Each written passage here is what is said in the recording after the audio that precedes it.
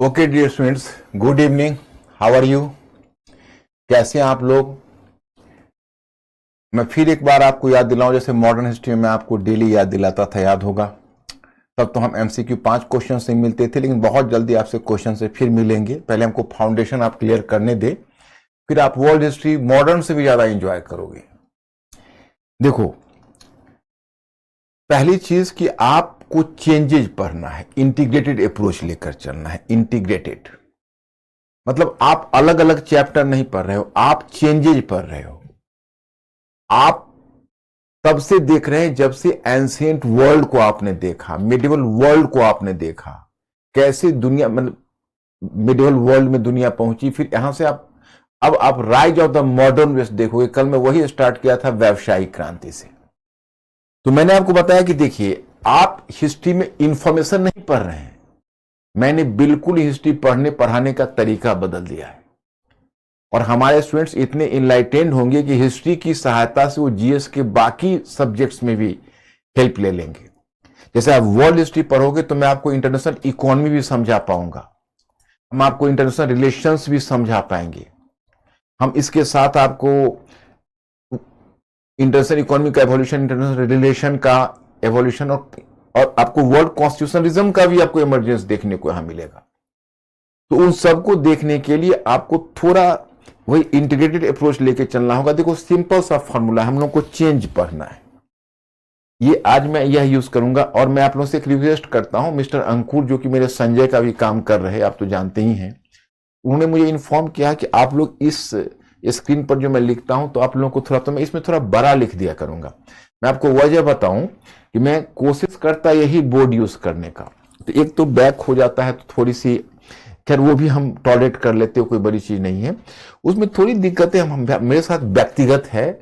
एक medical reason है कि पता नहीं, मैं इधर कुछ वर्षों से, कुछ महीनों से होना शुरू हुआ कि मैं स्टैंडिंग बोर्ड पर जब वर्क करता हूं तो मेरे कमर में पेन हो जाता है।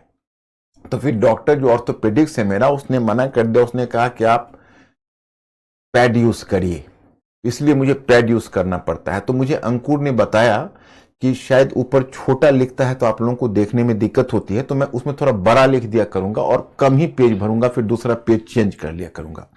आज संयोग से मेरा पैड खराब है, इसलिए मुझे यही बोर्ड यूज करना पड़ेगा और मैं यही यूज करने जा रहा हूं। तो मैं आपको बताऊं कि आप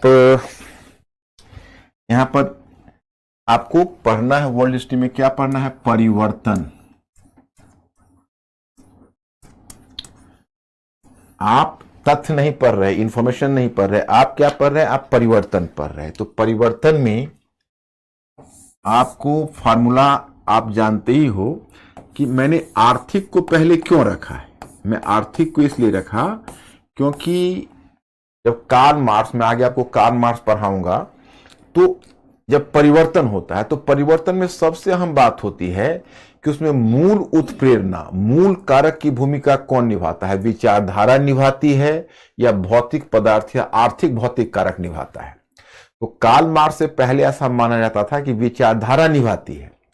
कार्ल मार्क्स ने इस धारणा को तार तार कर दिया, उसने कहा नहीं, भौतिक आर्थिक कारक निभाता है। इसलिए हम आर्थिक को पहले रखते हैं। हालांकि चलो समाजवादी पद्धति टूट गई, कार्ल मार्क्स का दृष्टिकोण आज तक नहीं गया। अब देखो ना, इंडिया का फॉरेन पॉलिसी है, तो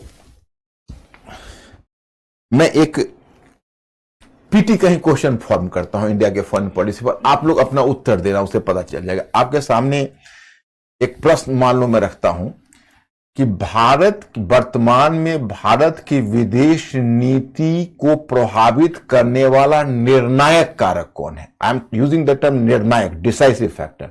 निर्णायक कारक कौन है? Choice number A, choice number A गुट, भारत की गुट निरपेक्षता की नीति। चॉइस नंबर बी, भारत की महत्वाकांक्षा। चॉइस नंबर सी, भारत पर भारतीय संस्कृति का प्रभाव। चॉइस नंबर डी, भारत के आर्थिक और सामरिक हित। तो ए बी सी डी 4 में बोल देता हूं, आप लोग आंसर जो मैं पूछने जा रहा हूं उसमें आप ए बी सी डी में ईयर मार्क करना, आप उस वहां पर लिखना ए बी सी या डी। मैं फिर बोल रहा हूं, भारत की विदेश नीति को प्रेरित करने में वर्तमान में निर्णायक भूमिका कौन निभाता है? चॉइस नंबर ए, गुटनिरपेक्षता की नीति। चॉइस नंबर बी, भारत की महत्वाकांक्षा, राजनीतिक महत्वाकांक्षा। चॉइस नंबर सी, भारत के सांस्कृतिक मूल्य यानी भारतीय संस्कृति का प्रभाव। और चॉइस नंबर डी, भारत के आर्थिक सामरिक हित। ये चार हैं ABCD में। Mister Ankur ask my students, वो क्या उत्तर दे रहे हैं? डी। अब सभी लोग, आप लोग तो पहले से इनलाइटेंड हो। आप लोगों को इनलाइटेंड होने का सबसे पहला प्रमाण तो मैंने मॉडर्न में ही पा लिया, तभी तो मैं आप लोगों को मिस कर रहा था इतने टाइम से। अब देखिए, जाहिर है कि आर्थिक सामरिक हित सबसे निर्णायक भूमिका निभाती। तो अब इसीलिए हम कोई भी परिवर्तन के मूल में आर्थिक को ही पहले रखते हैं। हालांकि भूमिका बाकी की भी है, अगर उसी में वो क्वेश्चन में मैं ये कह देता कि इनमें से किसका प्रभाव है, तो तकरीबन सभी हो जाते। लेकिन निर्णायक की बात हुई तो अब आर्थिक है। तो आर्थिक जब परिवर्तन होता है तब सामाजिक परिवर्तन होता है। तो सामाजिक परिवर्तन में क्या होता है कि जब आर्थिक परिवर्तन होता है तो एक जो स्थापित वर्ग होता है उसका वर्चस्व टूट जाता है और एक नए वर्ग का वर्चस्व स्थापित हो जाता है। ओके, तो फिर आर्थिक से सामाजिक परिवर्तन होता है। फिर सामाजिक परिवर्तन वैचारिक परिवर्तन को प्रोत्साहन देता है, क्योंकि विचारधारा धरती फोड़ कर नहीं निकलती, आसमान से नहीं गिरती। विचारधारा आती है कोई एक नए सामाजिक वर्ग से। जब आर्थिक परिवर्तन होता है तो एक नए सामाजिक वर्ग का उद्भव होता है, और वो नए सामाजिक वर्ग की जो विचारधारा है, वह विचारधारा एक नए सामाजिक वर्ग एक नवीन विचारधारा लाता है। तो इस तरह से जब सामाजिक परिवर्तन होता है तो वैचारिक परिवर्तन भी होता है, क्योंकि पुराना वर्ग स्थापित हटेगा, नया सामाजिक वर्ग स्थापित होगा, और जो नया सामाजिक वर्ग होगा वो नवीन विचारधारा को प्रोत्साहन देगा, तो वैचारिक परिवर्तन होगा। और फिर यह वैचारिक परिवर्तन राजनीतिक परिवर्तन। लेकिन इसके बाद ये रुक नहीं जाता है। मैंने यहां पर हॉरिजेंटल दे दिया है, बात दूसरी है, लेकिन ये साइक्लिक है, वृत्ताकार है। अब इससे फिर इसको प्रोत्साहन मिलेगा, तो साइकिल की तरह ये नाचता रहेगा एक से दूसरा परिवर्तन। तो इसी क्रम में अभी तुमको दिखाना है मुझे से व्यावसायिक क्रांति है। तो व्यावसायिक क्रांति के परिणाम स्वरूप, इससे पहले मैंने मध्यकाल में आपको कितने वर्ग बताए थे, याद करिए। पादरी वर्ग बताया था, कुलीन वर्ग बताया था और जनसामान्य बताया था। लेकिन जब व्यावसायिक क्रांति हुई, और व्यावसायिक क्रांति क्यों हो रही है, तो 3 कारण हम लोगों ने डिस्कस किया था। और एक बात, हर बार मटेरियल को आप लोग 2 बार पढ़ोगे, आप लोग ब्रिलियंट स्टूडेंट हो।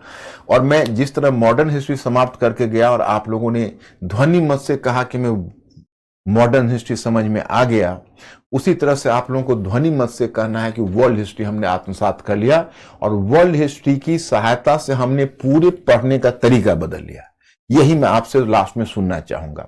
हम हर स्टेप पर आपकी सहायता करने के लिए तैयार हैं। पहले क्लास लेने से पहले मैं अध्ययन सामग्री आपके हाथ में दूंगा, आप उस अध्ययन सामग्री को पढ़ोगे। इसको अलावा आपको कुछ भी पढ़ने की जरूरत नहीं है। आप हमारी अध्ययन सामग्री को 1 बार, 2 बार, 3 बार, जितनी बार पढ़ना है पढ़ लीजिए।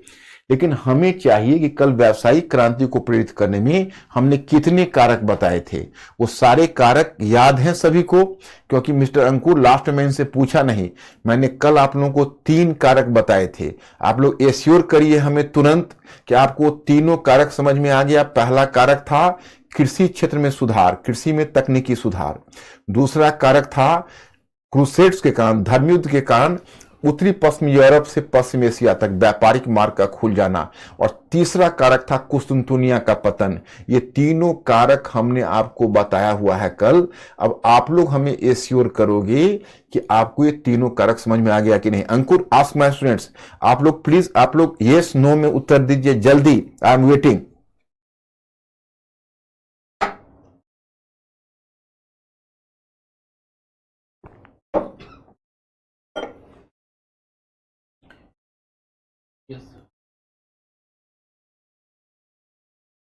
ओके, उत्तर है गुड। तो अब मैं आपको बता रहा हूं कि अब चेंज कैसे, देखो जब व्यावसायिक क्रांति होगी तो एक नया वर्ग, व्यापारी वर्ग उभर कर आएगा। उसी व्यापारी वर्ग के लिए हम टर्म का यूज करेंगे मध्य वर्ग। अभी तक हमने मध्य वर्ग शब्द का यूज नहीं किया था, याद करो। मध्य काल में 3 वर्गों की हम लोगों ने चर्चा की है, आप लोगों ने देखा है, पादरी वर्ग, कुलीन वर्ग और जन सामान्य। अब हम मध्य वर्ग शब्द का यूज करने जा रहे हैं।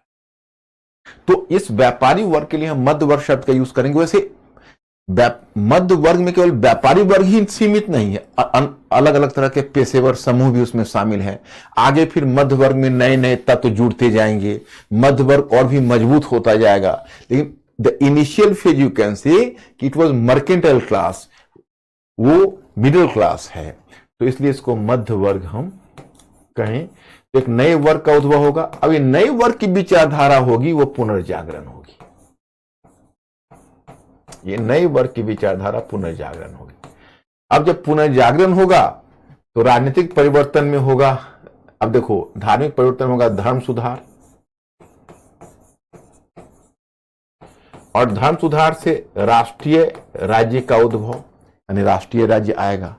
और फिर ये इसी तरह से प्रक्रिया चलती रहेगी। व्यावसायिक क्रांति से वाणिज्यवाद आएगा, इसी के साथ आप वाणिज्यवाद देखोगे।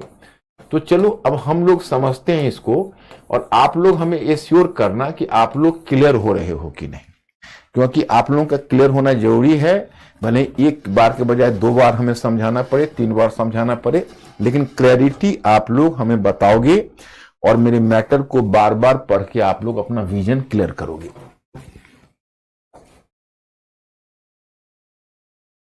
अच्छा, यही आपको छोटा पड़ जाता है, आगे से हम ध्यान रखेंगे, आगे से इसको हम बड़ा बना के आपको देंगे। इतना नहीं लिखेंगे, छोटा हो जाता है, नहीं अंकुर? अब आगे से वही करेंगे। I will take care.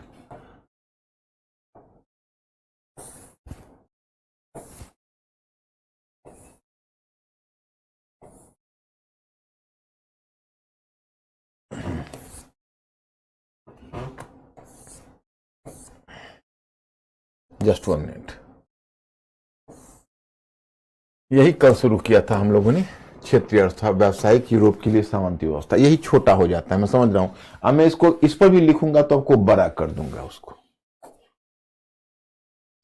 अब देखो, व्यावसायिक क्रांति, तकनीकी विकास, धर्मयुद्ध और कुसुंतुनिया का पतन, ये हो गया। अब नए क्षेत्रों में खोज के साथ इन क्षेत्रों में बदले हुए यूरोपीय व्यापारी अमेरिकी महाद्वीप से प्राप्त कीमती धातु पाते। इस तरह अब देखिए, तो व्यावसायिक क्रांति जो हुई उसमें मैं पीछे मॉडर्न हिस्ट्री बता चुका हूं, तो आप लोगों के लिए कोई नई चीज नहीं है। मैंने आपको बताया कि देखिए, अब नई जैसे वैकल्पिक मार्गों की जब खोज आरंभ हुई, तो वैकल्पिक मार्ग के रूप में खोज तो इंडिया की खोज चल रही थी। उन लोगों के लिए इंडिया इंपॉर्टेंट था, वहां से उनको कुछ प्रोडक्ट लेना था, विलासता संबंधी वस्तु जिनकी आवश्यकता थी। उस समय तो अमेरिका को कोई नहीं जानता था, अमेरिकी महाद्वीप भी कोई है ये किसी को पता नहीं था। उसी में जो कोलंबस इंडिया को खोजने निकला था तो अमेरिका को खोज लिया, लैटिन अमेरिका। और बाद में इस दौर में जब ब्रिटेन, फ्रांस और डच शामिल हुए तो उन्होंने उत्तरी अमेरिका को खोज लिया एक। तो अब इस तरह से जब ये चीजें खोज ली गई तो उत्तरी अमेरिका से सोने का उत्पादन होता था और दक्षिणी अमेरिका से चांदी का। अब तो यूरोप को चांदी ही चांदी हो गई। एक तरह से तुम समझो, यूरोप अगर एशिया को ओवरटेक कर सका तो अब major factor was what? A major factor was American precious metal. देखो, यूरोप के पास खुद का रिसोर्सेस कहां है? यूरोप के पास खुद का रिसोर्सेस बहुत कम है। यूरोप एक छोटा महाद्वीप है, उसके पास संसाधनों की भी कमी है, उसके पास मिनरल मटेरियल भी बाकी महाद्वीपों की तरह नहीं है, और प्रेशियस मेटल उसके पास नहीं है। और वह भारत से व्यापार करने के लिए बहुत इच्छुक था, लेकिन भारत और पूरब से वो व्यापार करता, भारत और चीन वगैरह से। तो ये भारतीय और चीन के प्रोडक्ट की उसकी बहुत मांग थी उसके यहाँ। लेकिन सवाल है कि ये प्रोडक्ट वो खरीदता तो देता क्या? क्योंकि भारतीय वस्तुओं की यूरोप में तो मांग थी, यूरोपीय वस्तुओं की भारत में मांग नहीं थी। एक तरफा व्यापार था। तो thanks to American gold and silver वो भारत व्यापार को सस्टेन कर सके। मैं मॉडर्न इंडिया में बता चुका हूं, आप लोग अच्छी तरह इस बात को जानते हो। तो देखो, अमेरिका धोखे से खोजा गया, but it was going to be much beneficial for Europeans, you know. फिर उन्होंने अफ्रीका के तटीय क्षेत्र में भी अपने उपनिवेश बनाए। तो इस तरह से उन्होंने 17वीं सदी तक ऑस्ट्रेलिया और अफ्रीका की मुख्य भूमि को छोड़कर संपूर्ण विश्व को कॉलोनाइज कर लिया। ये कहलाया पूरी प्रक्रिया व्यावसायिक क्रांति। अब ये व्यावसायिक क्रांति आगे का परिवर्तन लाने वाला है। कैसे परिवर्तन आने वाला है, देखो अलग अलग मैं आपको पुनर्जागरण धर्म आंदोलन तो अलग अलग कराऊंगा, लेकिन कुछ कॉमन बातें मैं आपको बता देता हूं। जैसे देखो ये डायग्राम को फॉलो करो तुम लोग, व्यावसायिक क्रांति। तो व्यावसायिक क्रांति का परिणाम अलग अलग क्षेत्रों में होगा जो मुझे समझाना है आपको। जैसे ग्रामीण क्षेत्रों में मुद्रा का प्रवेश, सामंतवाद का पतन, राजतंत्र का उद्भव। अब देखो ये प्रक्रिया मुझे आपको थोड़ी समझानी होगी और मैं एक एक समझाता जाऊंगा, आप लोग समझते जाना और हमें ओके करते जाना।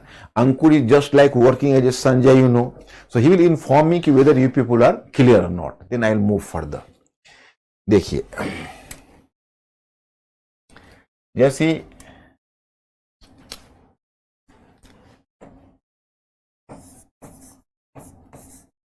व्यावसायिक क्रांति,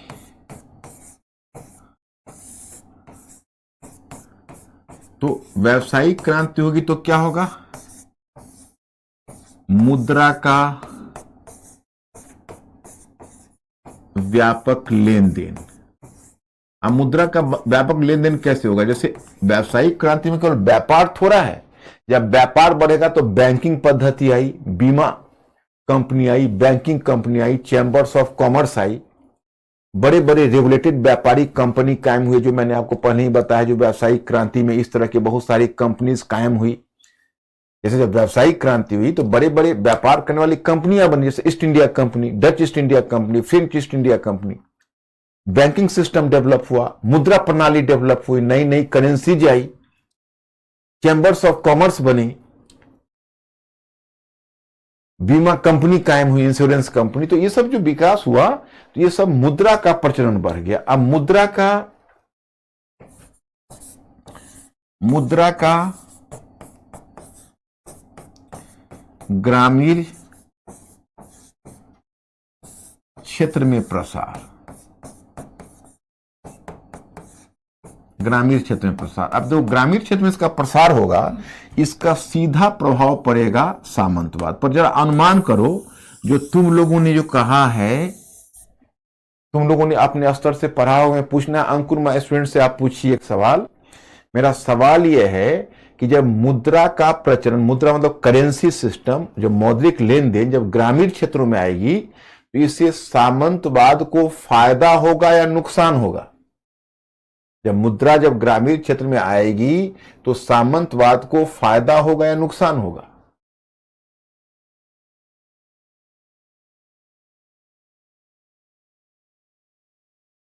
please reply my question fastly. मैं बीच बीच में आपको मेंटली अलर्ट करने के लिए क्वेश्चन पूछता रहूंगा, और चूंकि मेरा क्वेश्चन कई सेकंड के बाद पहुंचता है और आपका भी उत्तर कई सेकंड के बाद, इसलिए आपको फास्टली मेरे प्रश्न का उत्तर देने का प्रयास करना है, ताकि हम लोगों के बीच एक संचार बना रहे, कम्युनिकेशन बना रहे।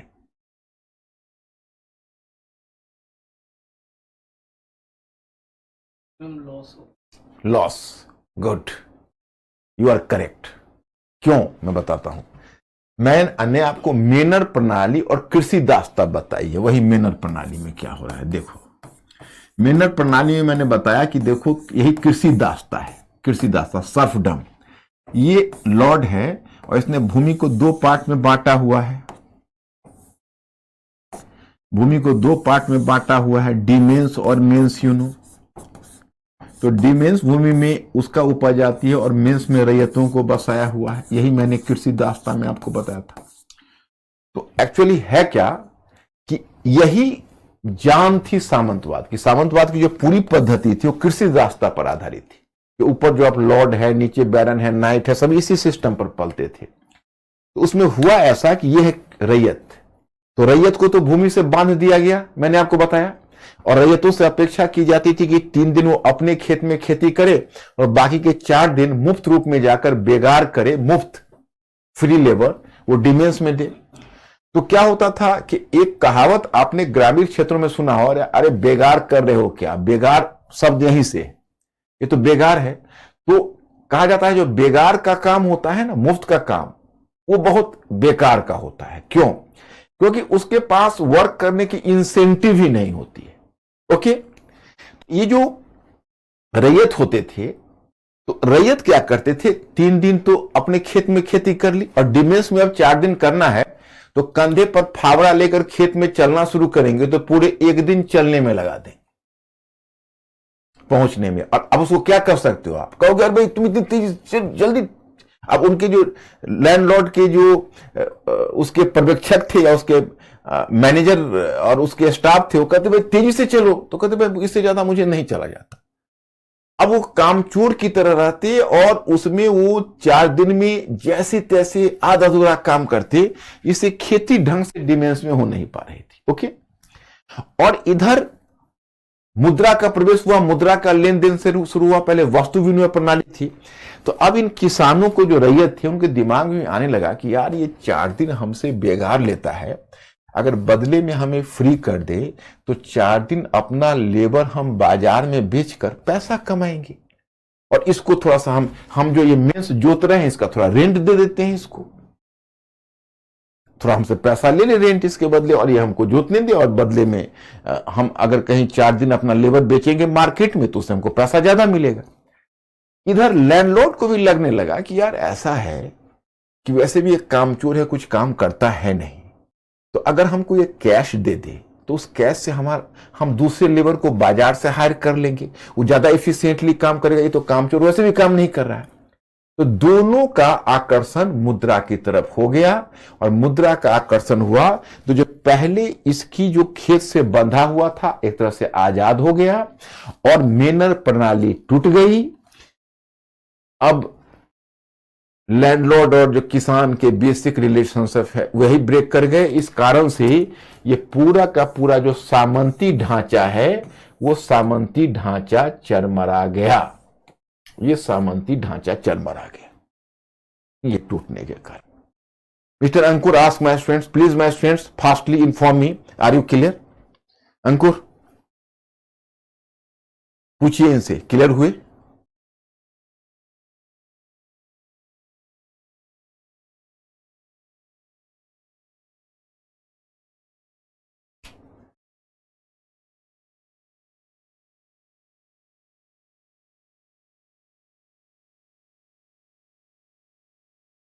Okay, thank you.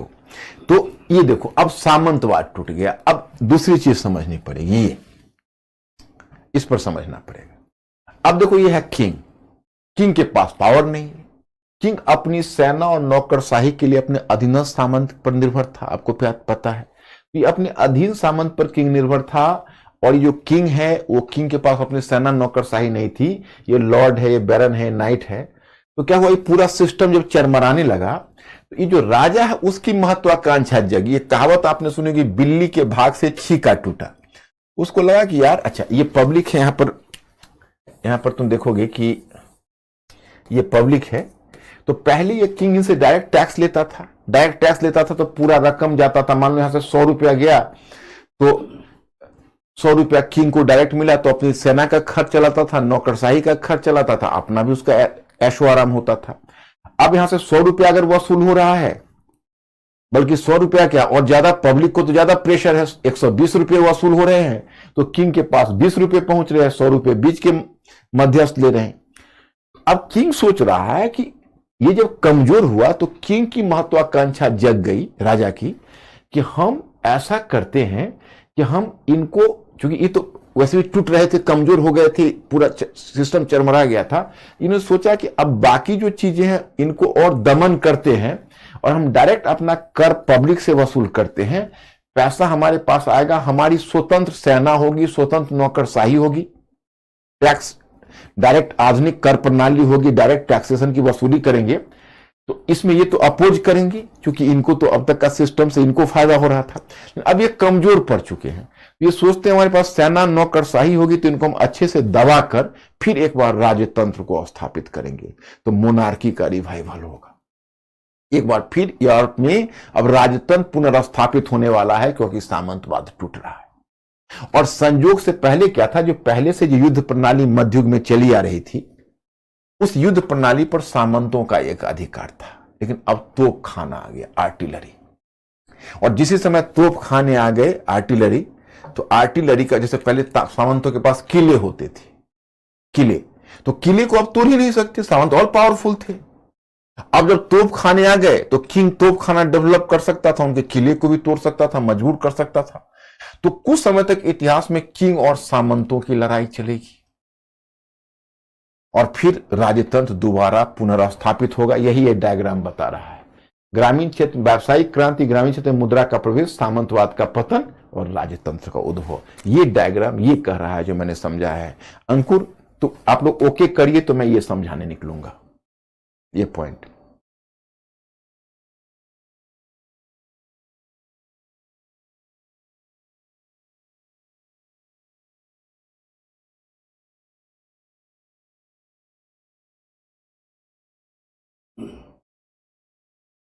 Okay, good. अब देखिए यहां पर क्या टर्म, इस पर गौर करिए। अंतरराष्ट्रीय व्यापार का विकास और नगरीय अर्थव्यवस्था का उद्भव, मध्य वर्ग का उद्भव, पुनर्जागरण। ये प्रक्रिया क्या है इसको देखते हैं।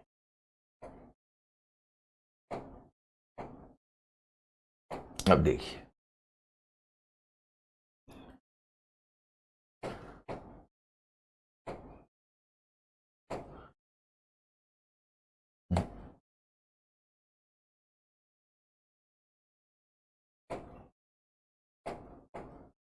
देखो अब व्यावसायिक क्रांति हुई,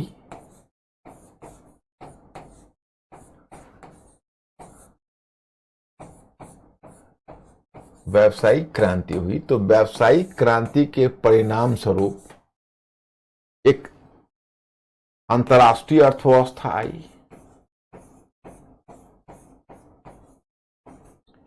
अंतर्राष्ट्रीय अर्थव्यवस्था आई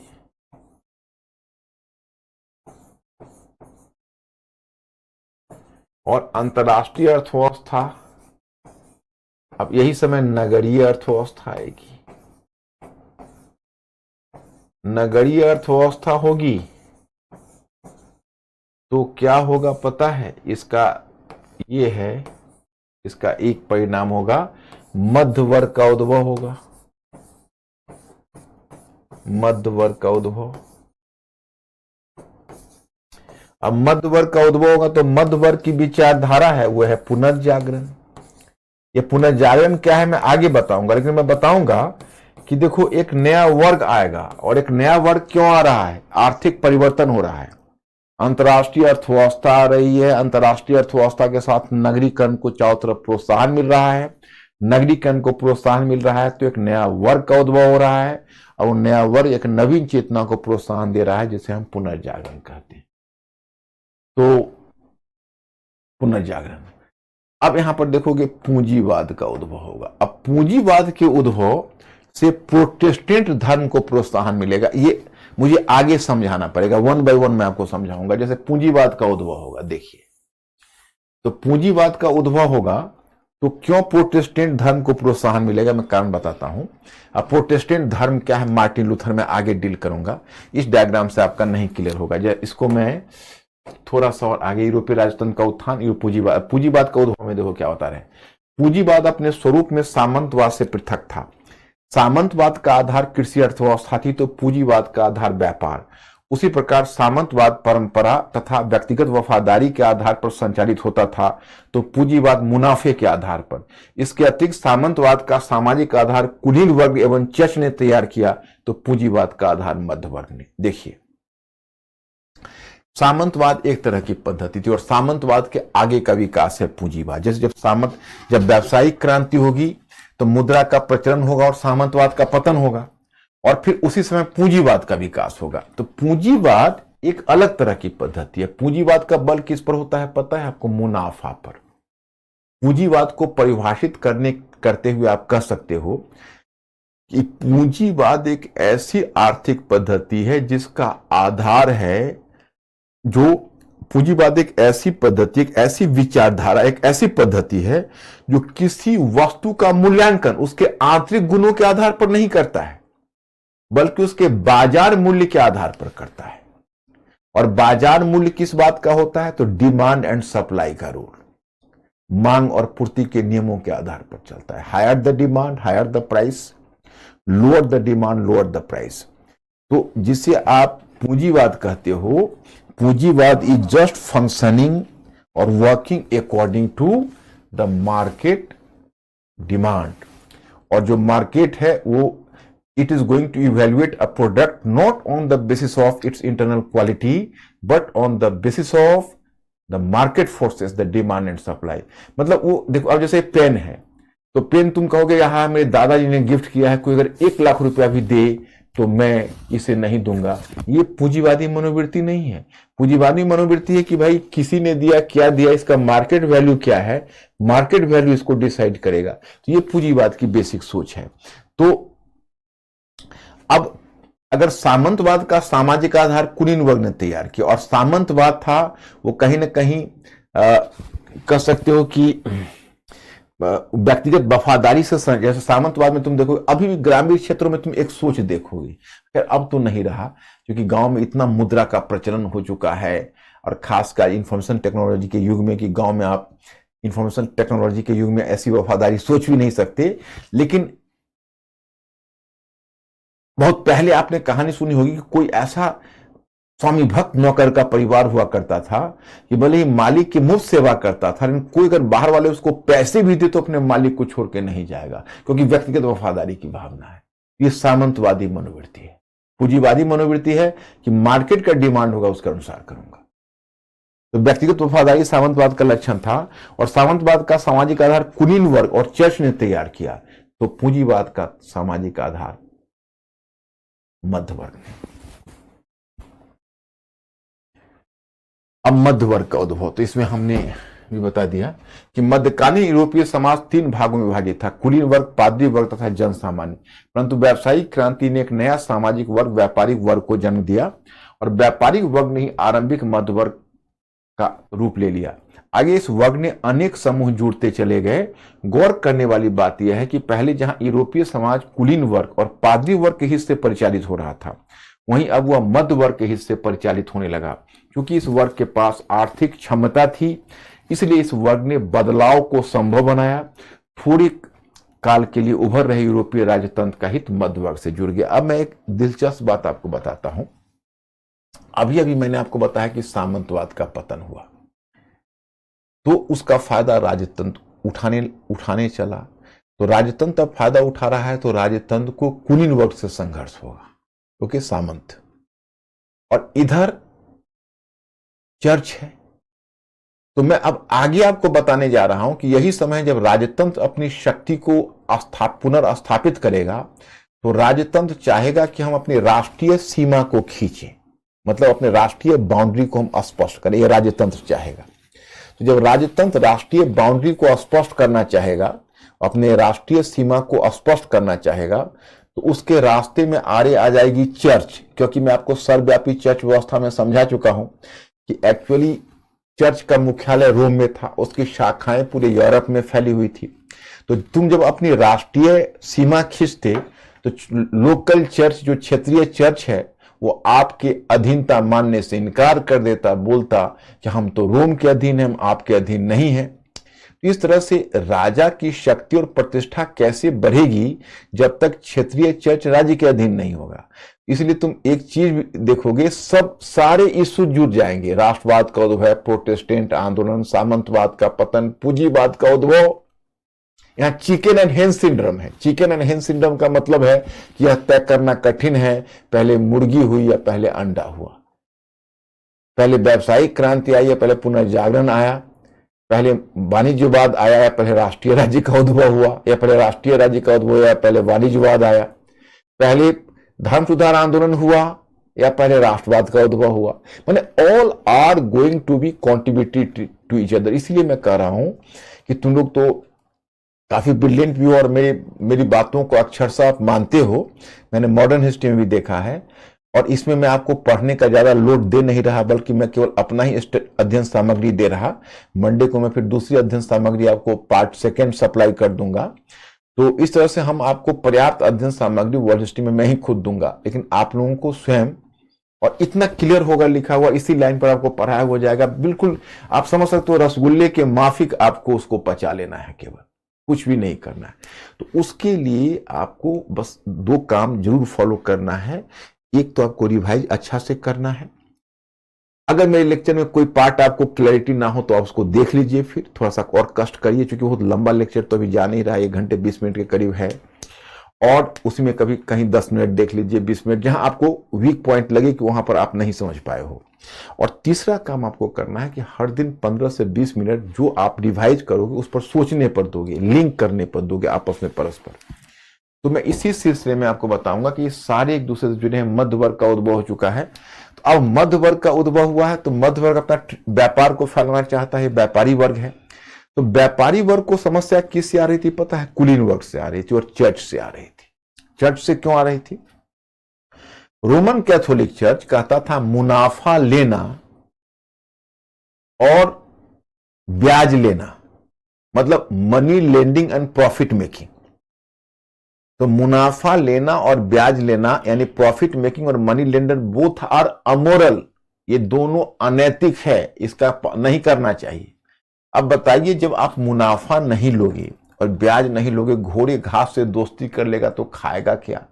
पूरे व्यापार की रीढ़ तो वही मुनाफा लेना और ब्याज लेना है। तो इसी मुद्दे पर जो उभरता हुआ मध्य वर्ग है, वो उभरते हुए मध्य वर्ग की ट्यूनिंग नहीं बैठ पाई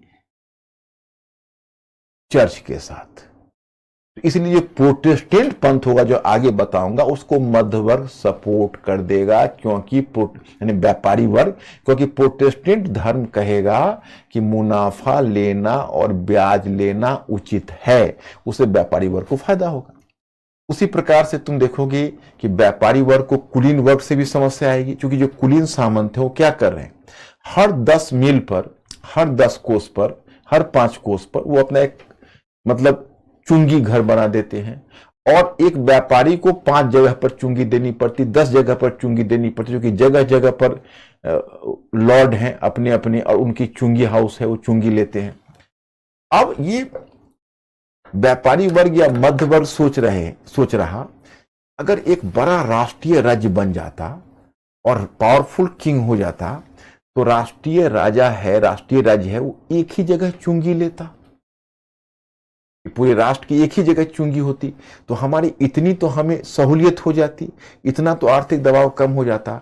तो जाहिर है कि इधर कुलीन वर्ग को भी चर्च से विरोध है, सॉरी, इधर मध्य वर्ग को भी चर्च से विरोध है, और कुलीन वर्ग से भी विरोध है। उधर राजतंत्र को भी कुलीन वर्ग से संघर्ष चल रहा, सामंतों से, और चर्च से उसको भी सब परेशानी है, क्योंकि वो क्षेत्रीय चर्च कह रहा हम राज्य के अधीन नहीं है। तो मतलब भूखे ने भूखे से हाथ मिलाया, उभरता हुआ मध्य वर्ग और राजतंत्र के बीच एक अस्वाभाविक गठबंधन बन जाएगा, जो आगे बताऊंगा।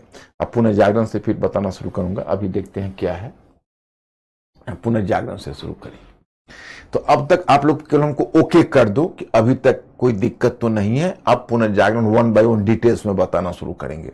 अभी मैंने सबका थोड़ा सा जिस्ट आपको बता दिया है, तो अब तक अगर आप क्लियर हो गए हैं तो प्लीज आप एश्योर कर दीजिए, और मैं वेट करता हूं, जल्द फास्ट रेस्पॉन्स करिए।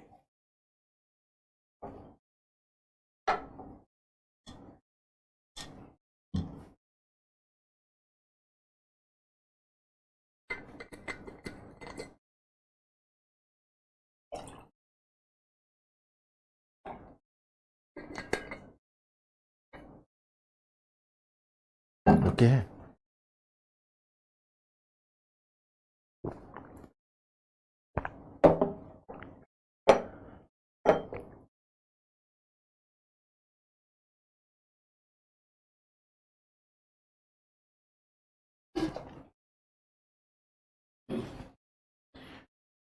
अब देखिए, पुनर्जागरण नवीन विचारधारा यूरोप के इतिहास में एक वैचारिक विकास को दर्शाता है। इसके लिए जटिल परिस्थितियां तथा एक से अधिक कारक उत्तरदायी थे। भौगोलिक खोज के परिणाम स्वरूप पश्चिमी एवं पूर्वी संस्कृतियों के बीच आदान प्रदान तथा नए विचारों का उद्भव हुआ, इसे नवोदित मध्यवर्ग। अब देखिए, वो लंबी चौड़ी चीजें हैं, मैं आपको बहुत शॉर्ट में समझा देता हूं। देखिए, पुनर्जागरण, एक शब्द आता है वैचारिक क्रांति। पुनर्जागरण वैचारिक क्रांति नहीं है, बौद्धिक क्रांति नहीं है। हम आपको पार्ट 2 पढ़ाएंगे, उसमें एक टॉपिक पढ़ाएंगे प्रबोधन, इनलाइटेनमेंट। तो मैं इनलाइटेनमेंट के बारे में आपको बताऊंगा कि इनलाइटेनमेंट को अब बौद्धिक क्रांति हम लोग कहते हैं। पुनर्जागरण क्या है? एक दृष्टिकोण है, एक मनोदशा है, एक मनोदशा है, मतलब वो एक देखने का नजरिया है। पुनर्जागरण क्या है? एक देखने का नजरिया है, वो एक सोचने और देखने का सिर्फ अंदाज है, वो क्रांति नहीं। अब कहोगे भाई क्रांति और दृष्टिकोण में क्या अंतर है? तो क्रांति में जो परिवर्तन होता है वो मौलिक परिवर्तन होता है। जैसे पुनर्जागरण मध्यकाल से तीव्रता से संबंध तोड़ लेता तो हम उसको क्रांति कहते कि बौद्धिक क्रांति है, लेकिन वो मध्यवर्ग से संबंध तोड़ता नहीं है, केवल उसका जो है वो धीरे धीरे धीरे क्रमिक रूप से लोगों की सोच में परिवर्तन ला रहा है। तो क्या? तो जैसे आप मान लीजिए आप सो के उठे या आप धीरे से महसूस करें कि आप थोड़ा ज्यादा आशावादी हो गए हैं, आप थोड़ा ज्यादा मुस्कुराने लगे हैं, आप में हिम्मत थोड़ी सी ज्यादा आ गई है, तो कोई आपका रूम पार्टनर होगा, रियलाइज करेगा कि अरे आज अमुक आजकल देखते हैं कि अमुक के व्यक्तित्व में बहुत परिवर्तन आ गया है, बहुत निखार आ गया है। वो व्यक्तित्व का निखार उसको महसूस होने लगेगा। उसी तरह उस समय के चिंतकों की जो सोच है वो सोच में निखार आ रहा था।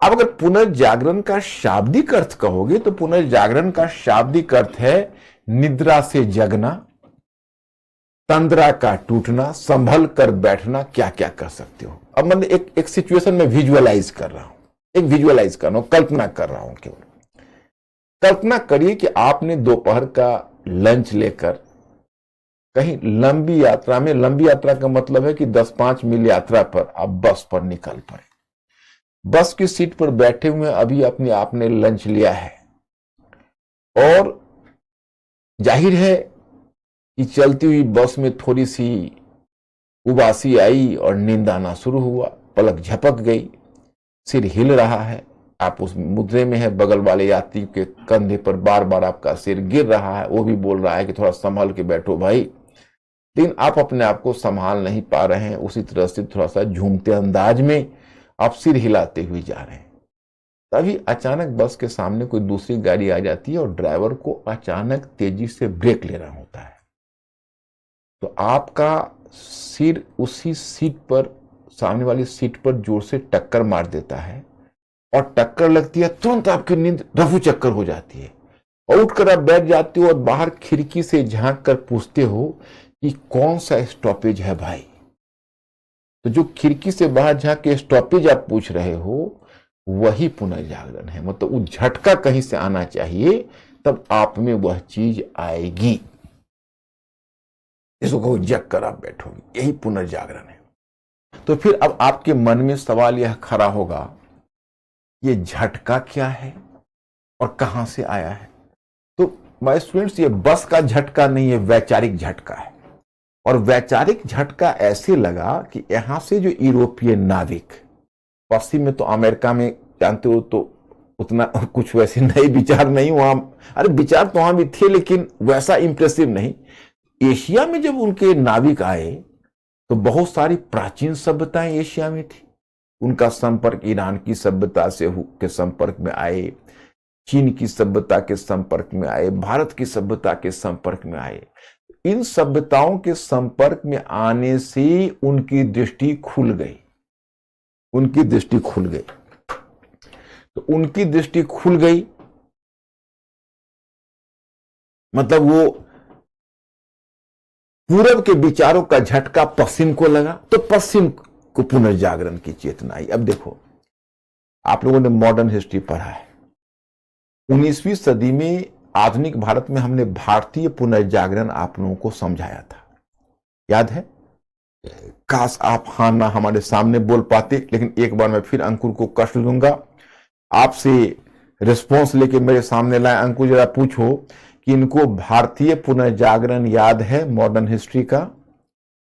क्या इनको भारतीय पुनर्जागरण याद है मॉडर्न हिस्ट्री का?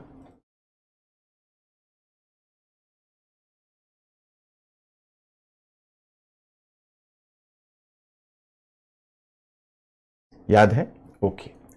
मैंने आपको बताया था कि उस काल के जितने भी सुधारक थे, आपको याद होगा कि सुधारक वैदिक मॉडल की श्रेष्ठता की बात कर रहे थे। कोई उपनिषद, कोई वेदों की परंपरा की बात कर रहा था, वेदों की ओर लौटों का नारा दे रहा था। अब देखिए,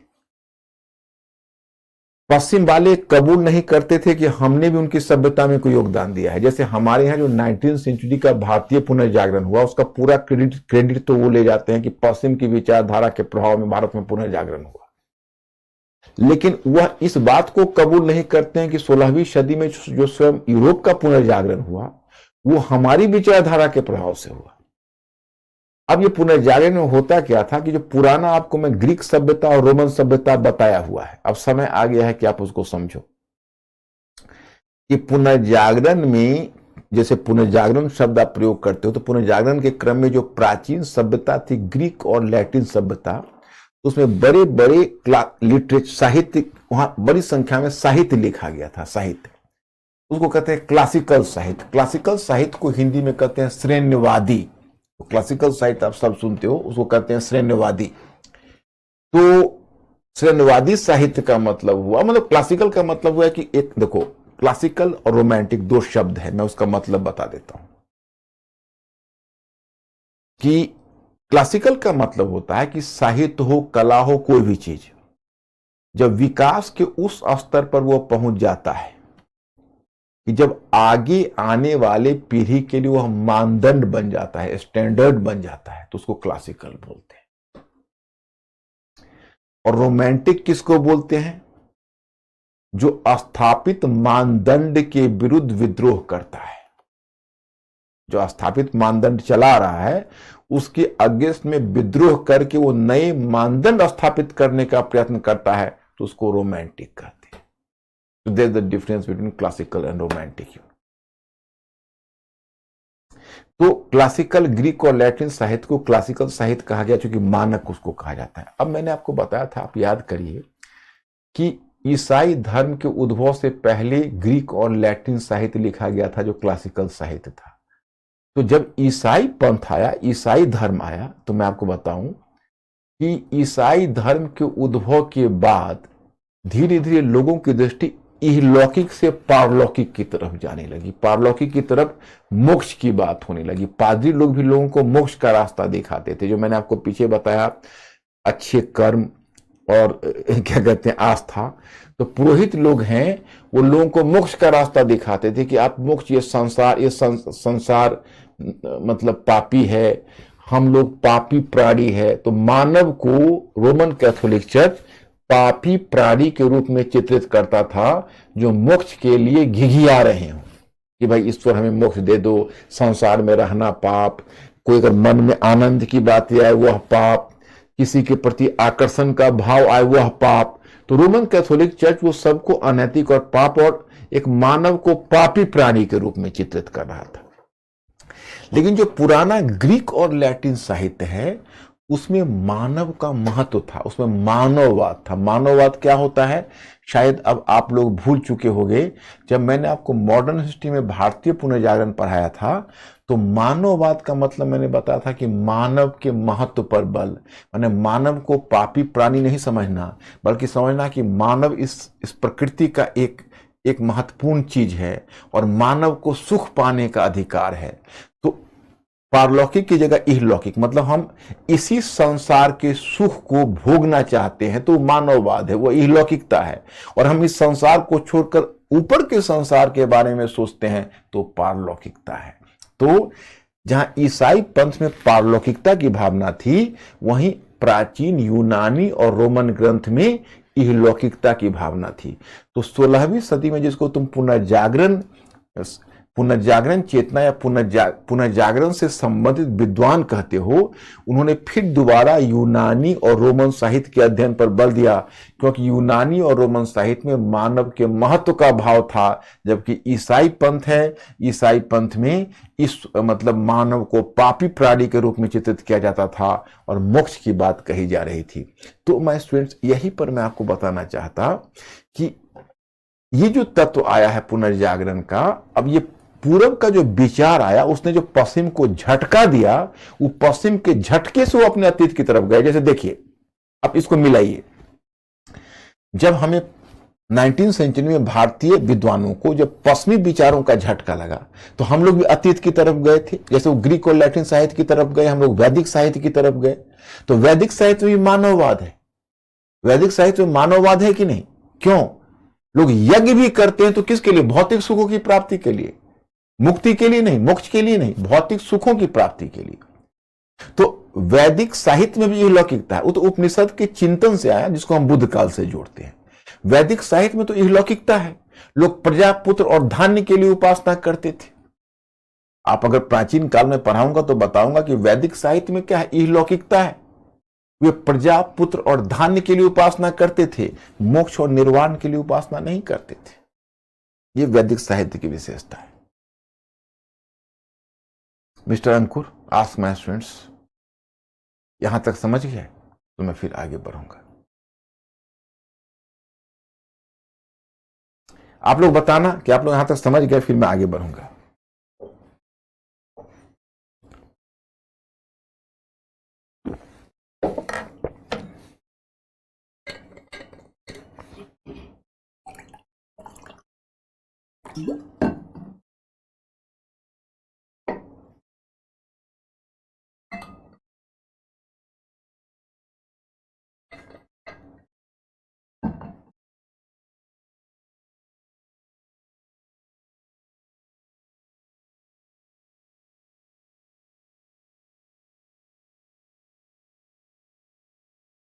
ओके, गुड। तो मैंने आपको बताया कि पूर्व और पश्चिम के बीच विचारों का आदान प्रदान हुआ, तो यूरोप में पुनर्जागरण आया और फिर वो पुराने साहित्य, ग्रीक और लैटिन साहित्य में मानववाद को खोजने लगे। तो आप समझ गए होंगे। और फिर जब नई विचारधारा आई पूर्व से, नई विचारधारा, तो उस विचारधारा को तेजी से फैलाया प्रिंटिंग प्रेस ने, क्योंकि अब छापे खाने का प्रयोग हुआ। देखो, पहली महत्वपूर्ण सूचना प्रौद्योगिकी छापा खाना थी। आज इंटरनेट के युग में तो, लेकिन जिस समय पहली बार जब प्रिंटिंग प्रेस आया, छापा खाना, पुस्तकों का मुद्रण होने लगा, पुस्तकों का प्रकाशन होने लगा, पुस्तकों को छापा जाने लगा। पहले पांडुलिपियां बनती थी, लोग हाथ से पुस्तक लिखते थे। अब बताइए, हाथ से पुस्तक लिखते थे, और कितनी पुस्तकें हाथ से लिखोगे? 25-50। अब जब प्रिंटिंग प्रेस आ गए तो हजारों पुस्तकें छपने लगी। अब हाथ से हाथ पुस्तकें बदलने लगे, बुद्धिजीवियों के हाथ में पुस्तकें मिलने लगी, विचारों का तेजी से आदान प्रदान हुआ, सिविल सोसाइटी का विकास हुआ। जैसे आज इंटरनेट के आधार पर सिविल सोसाइटी है, आज इंटरनेट है, तब प्रिंटिंग प्रेस था।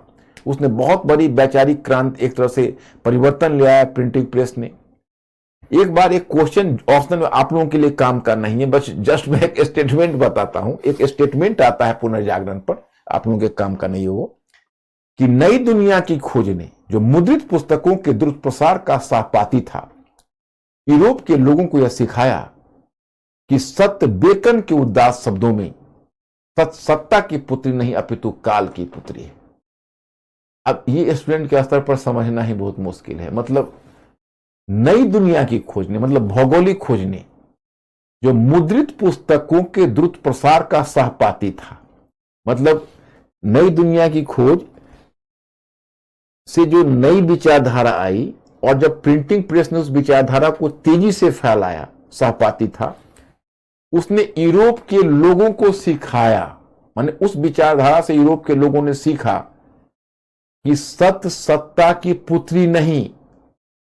सत्ता मतलब अथॉरिटी, अथॉरिटी का मतलब यहां रोमन कैथोलिक चर्च, मतलब सत्य वह नहीं है जो रोमन कैथोलिक चर्च कहता है। रोमन कैथोलिक चर्च क्या कहता था? कहता था geocentric view of the world. मैं अब बताता हूं। सत्य वह नहीं है जो रोमन कैथोलिक चर्च कहता था, बल्कि जैसा कि बेकन, रोजर बेकन जो ब्रिटिश चिंतक था, 16वीं सदी का पुनर्जागरण चिंतक था, रोजर बेकन ने सिद्ध करने का प्रयास किया है कि सत्य काल की पुत्री है। काल का मतलब यहां क्या है? समय। सत्य वह नहीं है जो रोमन कैथोलिक चर्च कहता है, सत्य वह है जो समय के द्वारा जो स्वीकृत है। तो बड़ा अच्छा स्टेटमेंट ये था। तो अब देखो रोमन कैथोलिक चर्च क्या लोगों के दिमाग में भर रहा था, वो कह रहा था geocentric view of the world. Geocentric view of the world का मतलब हुआ कि पृथ्वी स्थिर है और सूर्य उसके चारों तरफ चक्कर लगा रहा है। मतलब the earth is static and sun revolves round the sun. सूर्य ही चारों तरफ चक्कर लगा रहा है, सारे ग्रह नक्षत्र पृथ्वी के चक्कर लगाते हैं, क्योंकि ब्रह्मांड के केंद्र में पृथ्वी। और जो उसके विरोध में बोलता था उसको दंड। जयदार्नो बुर्नो ने जब उसको इस विचार को चुनौती देने की कोशिश की तो उसको एक धार्मिक न्यायालय चर्च का होता था, उस धार्मिक न्यायालय में उसको बुला के उसको मृत्यु दंड दिया और जिंदा जला दिया। कोपरनिकस इस निष्कर्ष पर पहुंचा, उसको कहते हैं heliocentric view of the world. Heliocentric view of the world का मतलब है कि पृथ्वी स्थिर है, सूर्य स्थिर है, पृथ्वी सूर्य के चारों तरफ चक्कर लगा रही है और पृथ्वी ब्रह्मांड के केंद्र में नहीं है। उसको कहते हैं heliocentric view of the world. पृथ्वी ही सूर्य के चारों तरफ चक्कर लगा रही है। इस विचार पर कोपरनिकस पहुंचा, लेकिन उसको रोमन कैथोलिक चर्च के डर से इस विचार को प्रकाशित करने का साहस नहीं। गैलीलियो ने जब टेलीस्कोप लाया तो टेलीस्कोप से गैलीलियो ने पता लगाया, देखा कि नहीं, पृथ्वी सूर्य के चारों तरफ चक्कर लगा रही है। और जब गैलीलियो ने यह विचार दिया, my students you will surprise to know that Roman Catholic church ने उसको वहां से आदेश भेजा, चर्च के पोप ने, या तो अपने विचारों को वापस ले लो या फिर दंड भुगतने के लिए तैयार रहो। गैलीलियो डर गया, अपने विचार को वापस ले लिया। लेकिन जब एक बुद्धिजीवी को अपने विचार के अगेंस्ट में काम करना पड़ता है तो उसकी आत्मा गवाही नहीं देती है। वही बात गैलीलियो पर लागू हुई। गैलीलियो के बारे में कहा जाता है अपने घर में वो बैठा बैठा चीख पड़ता था, but what do I do, the earth still revolves. परंतु मैं क्या करूं, पृथ्वी तो अभी भी घूम रही है। मतलब उसको ये लगता था कि भाई देखो, आपने मुझे विचार वापस लेने के लिए कहा, मैंने ले लिया, लेकिन सत्य तो यही है कि पृथ्वी ही सूर्य के चारों तरफ चक्कर लगा रही। तो ये था चर्च की ज्यादती। अब पुनर्जागरण आएगा, धर्म सुधार आंदोलन होगा, तो यूरोप में ढेर सारे परिवर्तन होंगे माय स्टूडेंट्स, और तब आधुनिक पश्चिम का उद्भव होगा। देखो हमारे यहाँ ऐसा कभी हुआ, आप तो एंशिएंट हिस्ट्री अभी मैंने आपको नहीं पढ़ाया, मेडिवल हिस्ट्री नहीं पढ़ाया। हमारे यहाँ विचारों की आजादी प्राचीन काल से ही थी। विचारों पर नेत्र, हमारे यहाँ एक ही बुराई रही जिसके लिए हमें पूरे इतिहास में लज्जित होना पड़ता है माय स्टूडेंट्स, वो है कास्ट सिस्टम, कास्ट एक्सप्लॉयटेशन। जहां तक जेंडर एक्सप्लॉयटेशन का बात है तो ये भी बुरी चीज है, लेकिन जेंडर एक्सप्लॉयटेशन हमारे यहाँ अकेला नहीं था, पूरी दुनिया में था। लेकिन अच्छा, वहां रेशियल एक्सप्लॉयटेशन था, नस्लीय विभाजन वहां था, निर्जाति विभाजन था, एथनिक डिवीजन। लेकिन कास्ट जो है वो इंडिया का इन्वेंशन है, और ये बेसिकली हमको थोड़ा डाउनग्रेड कर देता है। नहीं तो धार्मिक मामले में और वैचारिक मामले में जो इंडिया को स्वतंत्रता थी, कि अमर सेन कहते हैं एंशिएंट इंडिया के लोगों को आर्गुमेंटेटिव इंडियंस। अब आप ही बताइए, यादार्नो बुर्नो को मृत्युदंड मिल गया, सुकरात ने जब सच बोला एंशिएंट ग्रीस में तो उसको जहर का प्याला पीना पड़ा। ईसा मसीह को देखिए, उनकी क्या गलती थी, उनको सूली पर चढ़ा दिया गया। ये हमारे यहां महात्मा बुद्ध जैसे चिंतक कहते हैं ना आत्मा है ना परमात्मा है, उनको किसी ने रोका नहीं, रोका किसी किंग ने इंटरेस्ट लिया, बल्कि किंग भी उनके फॉलोअर्स थे। क्योंकि हमारे यहां हिंदू धर्म की प्रकृति अलग थी। ये मैं आपको इसलिए नहीं बता रहा हूं कि हिंदू धर्म अच्छा था और ये था, इसके लिए नहीं कर रहा हूं। हिंदू धर्म, जैसे मैंने अब्राहमी धर्म आप लोगों को शायद समझा दिया है, यहूदी पंथ, ईसाई पंथ और इस्लाम पंथ। तो उसमें क्या था, उसके आरंभ होने की एक कोई खास तिथि थी, उसके एक पैगंबर थे, उसके एक कोड ऑफ कंडक्ट है, जो खास कोड ऑफ कंडक्ट उसको फॉलोअर्स को पालन करना है, उसकी खास पद्धति है। हिंदू धर्म में ऐसा कुछ है नहीं, कोई तंत्रवादी है, कोई भक्त है, कोई एकेश्वरवादी है, कोई बहुदेववादी है। कोई मंदिर मूर्ति पूजा मानता है, कोई मंदिर मूर्ति पूजा में नहीं जाता है, टेक्निकली सभी हिंदू हैं। तो यहां पर वह चीज है ही नहीं, इसलिए जो जो बोलता है अब वहां पर क्यों बोलता है। जैसे अब मान लो ईसाई पंथ के विरोध जाता है, यहां पर जो कोई बोलेगा तो कहीं तंत्रवाद के विरोध में जाएगा, कहीं भक्ति के विरोध में जाएगा, कहीं एकेश्वरवाद में। अब मान लो मंदिर मूर्ति पूजा, तो कबीरदास ने जो मंदिर मूर्ति पूजा पर बोला, या उन्होंने उलेमाओं को और पंडितों को जो निशाना बनाया, क्या यूरोप में संभव था? सोचिए कबीरदास ने क्या कहा, पत्थर पूजे हरि मिले तो मैं पूजू पहाड़, ताते भय चक्की भली पीस खाए संसार। ऐसा संभव था यूरोप में बोलना? लेकिन वह यूरोप आधुनिकीकरण में आगे बढ़ गया और हम लोग पीछे छूट गए। क्यों छूट गए, यही देखना है आपको, और ये आधुनिक पश्चिम का उद्भव कैसे हो रहा है वो देखना है। तो अब चलिए मैं पुनर्जागरण के कई सारे लक्षण आपको बता रहा। उत्सुकता और खोजी दृष्टि। पहले उत्सुकता और खोजी दृष्टि का मतलब हुआ, यहीं से विज्ञान का विकास हुआ। जानते हो विज्ञान के विकास में सबसे बड़ी बाधा क्या है? विज्ञान के विकास में सबसे बड़ी बाधा होती है धर्म का मस्तिष्क पर गहरा प्रभाव। उत्सुकता का मतलब है कि हमारे मन में जिज्ञासा होगी कि ऐसा क्यों हुआ, ऐसा क्यों हुआ। ये सेंस ऑफ क्यूरियोसिटी नहीं रहेगी तो साइंस डेवलप नहीं करेगा। अब न्यूटन ने फल को नीचे गिरते हुए देखा और प्रश्न किया कि फल नीचे क्यों गिर रहा, ऊपर क्यों नहीं जा रहा। अब अगर रोमन कैथोलिक चर्च से यही सवाल पूछा जाता तो वो जवाब देता कि ऐ पापी प्राणी, ईश्वर की लीला में टांग अड़ाता है। जब फल खाने वाले नीचे हैं तो फल ऊपर क्यों जाएगा? तो वहीं पर उत्सुकता समाप्त हो जाती और खोज बंद हो जाती। लेकिन न्यूटन ने इस पर सोचा फल क्यों नीचे जा रहा, और जब सोचना शुरू किया तो थियरी ऑफ ग्रेविटेशन आ गया, गुरुत्वाकर्षण का सिद्धांत आ गया। इसी तरह से साइंटिस्ट वहां पर जितने सारे जो न्यूटन है उसको देखा, उसी तरह से हर तरह के प्रयोग। उत्सुकता एक है। दूसरा है साहसिक मनोभावों का उद्भव। साहसिक मतलब एक सेंस ऑफ एडवेंचर। ये सेंस ऑफ एडवेंचर कहां से आता है पता है आपको? ये आता है जब हमें अपने ऊपर विश्वास होता है।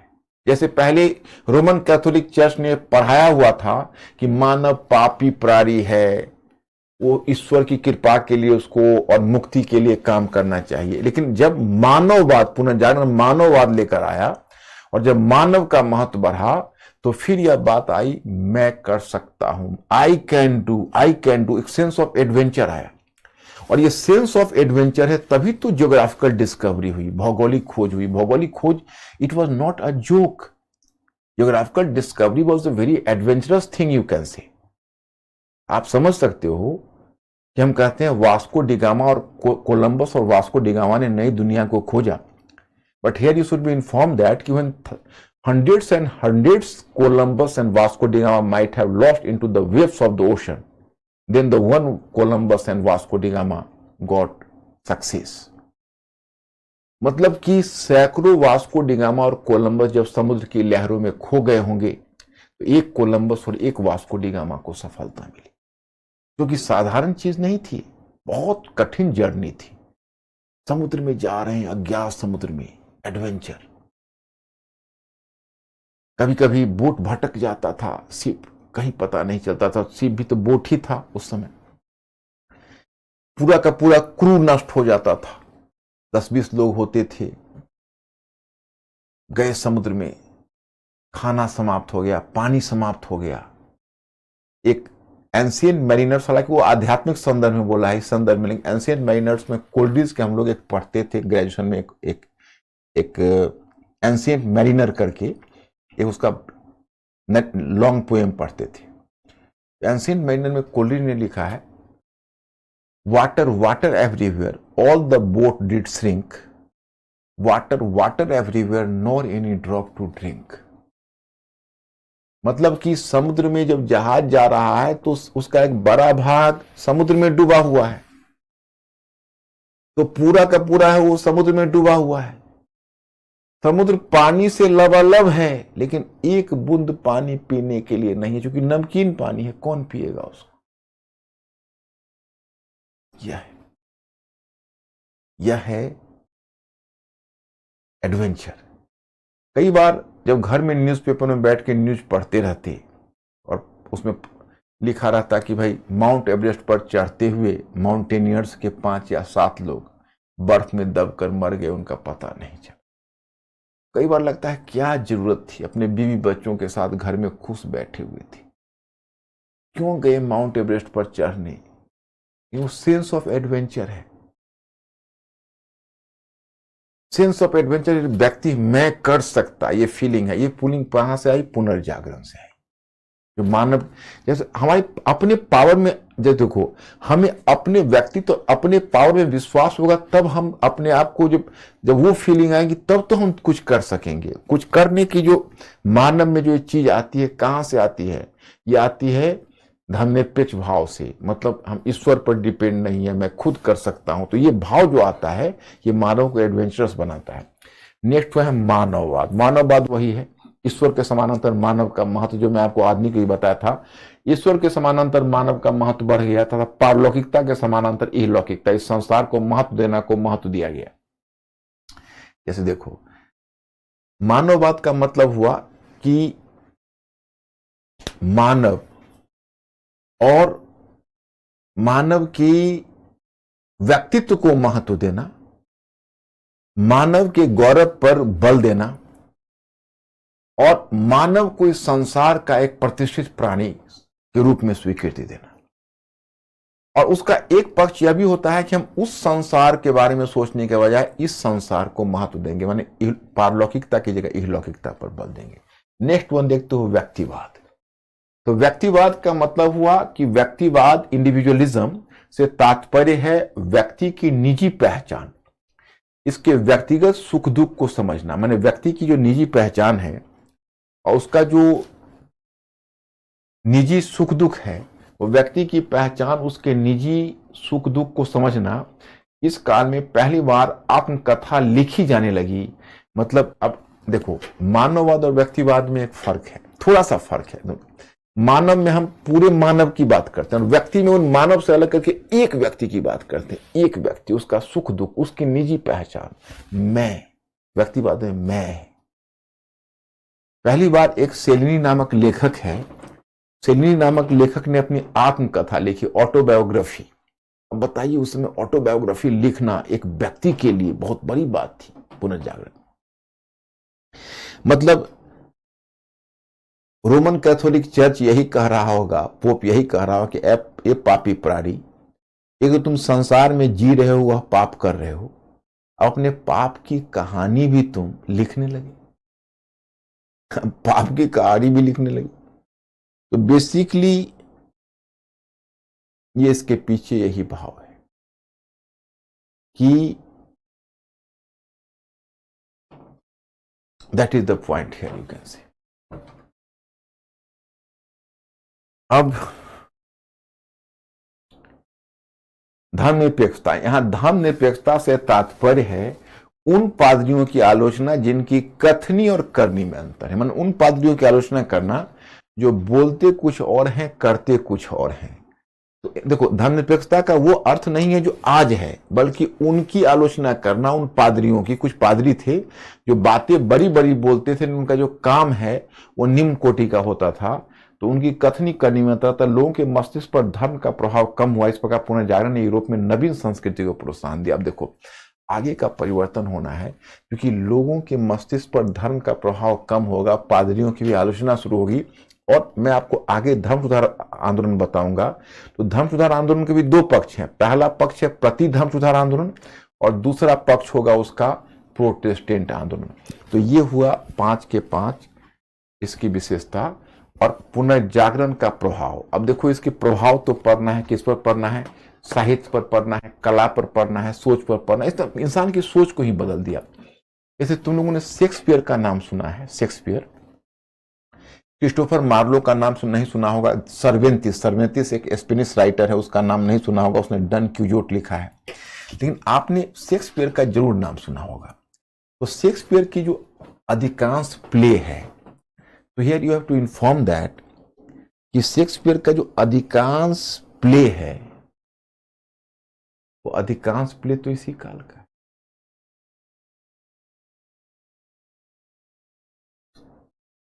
16वीं सदी का है। शेक्सपियर 16वीं सदी का लेखक है, पुनर्जागरण लेखक है।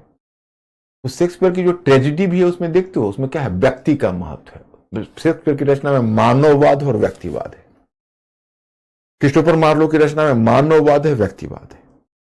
अब देखो कि उसमें कला है, तो कला में भी लोगों की मानववाद व्यक्तिवाद व्यक्त हुआ है।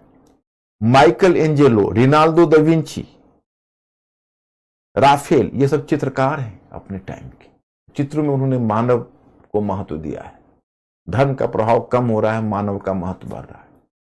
आप देखोगे राजनीतिक यथार्थवाद का जनक माना गया प्रिंस के लेखक, द प्रिंस के लेखक मैकियावेली को। मैकियावेली उस काल का राजनीतिक चिंतक है जिसने राजनीतिक यथार्थवाद लाया पहली बार। हालांकि बाद में ये बात गलत सिद्ध हो गई, क्योंकि जो श्रेय मैकियावेली को दिया जाता है उसका वास्तविक श्रेय मिलना चाहिए चाणक्य को। वह चाणक्य जो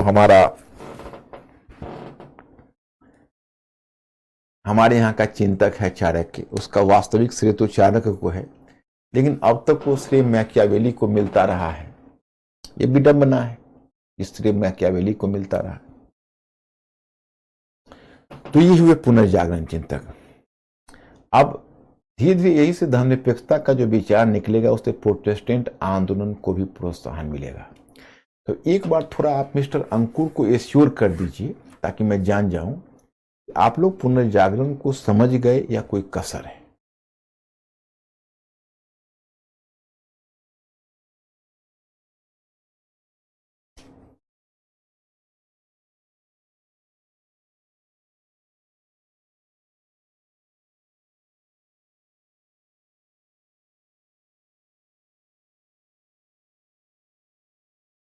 मिस्टर अंकुर, इन्फॉर्म मी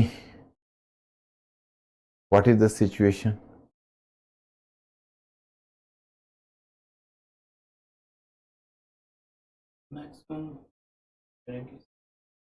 ओके, जिसको दिक्कत है, अगर आप में से हो सकता है सभी तो का अवसर एक नहीं होता है, मैं समझता हूं, तो जिनको भी दिक्कत है वो एक काम करिएगा, वो आज जाके पहले बढ़िया से रिवाइज करिएगा। जब रिवीजन आपका हो जाएगा तो तब हम आपको कल तक समझ में नहीं आएगा तो मैं फिर कल आ रहा हूं, कल तो खैर सैटरडे है, मैं मंडे को आ रहा हूं, तो मंडे को आपको जहां दिक्कत होगी आप बताएंगे। अब मैं आगे बढ़ता हूं। धर्म सुधार आंदोलन, देखो जब हम धर्म सुधार आंदोलन की बात करते हैं तो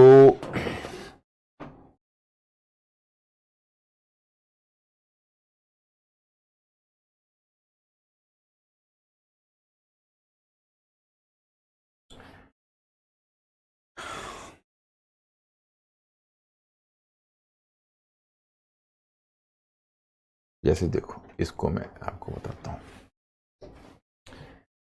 अब आप सुनोगे धर्म सुधार आंदोलन,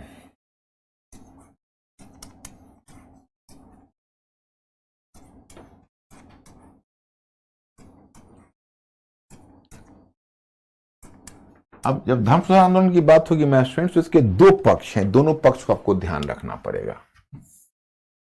एक पक्ष होगा उसको हम कहेंगे प्रति धर्म सुधार आंदोलन,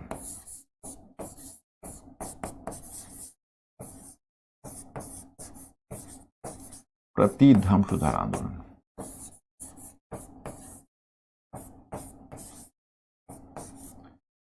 प्रति धर्म सुधार आंदोलन का मतलब हुआ, ब्रैकेट में कर सकते हो, काउंटर रिफॉर्मेशन।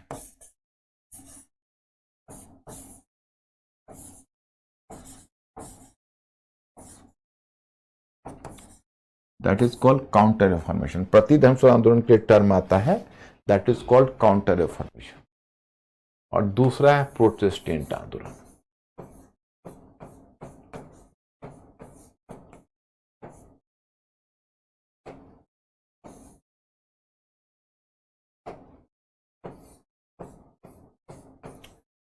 प्रोटेस्टेंट आंदोलन,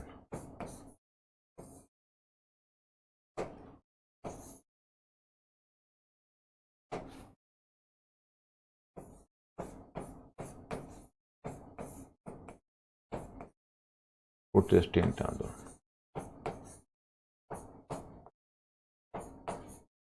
अब देखिए, अब दोनों के अंतर को समझिए. Whenever you are asking the term counter reformation, what did it mean?